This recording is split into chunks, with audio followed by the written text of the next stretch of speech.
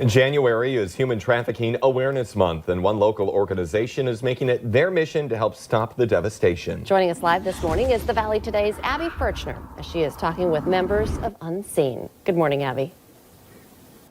Good morning, Lisa and Jordan. I'm here with Dan Bartson, who is the Chief Executive Director and co-founder of Unseen in downtown Fargo here. And I know that you've done a lot of work, you've done a lot of traveling to help combat human trafficking. And do you have any stories that you could just share with us, just to maybe give us an idea of what you do? Yeah, well, we certainly have a lot of stories. Every couple of weeks, we get a full report on the activities that our portfolio partners are doing. And while they are impacting over 3.3 million people around the world, it's really important to remember that each and every one of those stories involves a real person that has a name and a face and an individual story. And, you know, we were talking with one of our partners doing work in India, China, and Nepal.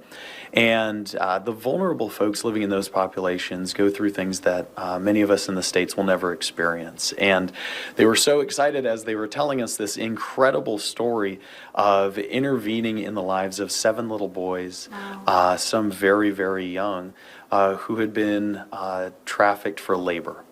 And so these little guys were living in horrible conditions, working day in and day out for no pay, physically chained to machines that they were operating.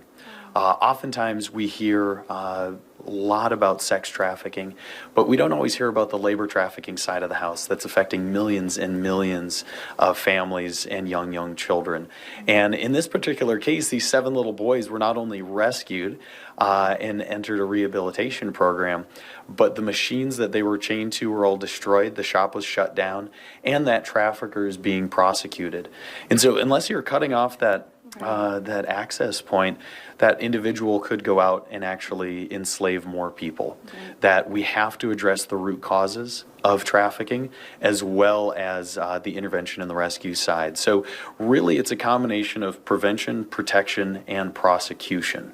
Because if there's no follow-up recourse for those exploiting and abusing these children, it's going to keep happening. Wow, such a powerful story. And it just gives people an idea how just like raising a little bit of awareness for labor trafficking can really benefit so many young people, so many lives. But we'll tell you a little bit more about why this month is so important just ahead here on the Valley Today. Abby Furchner reporting live for us. Thank you. Still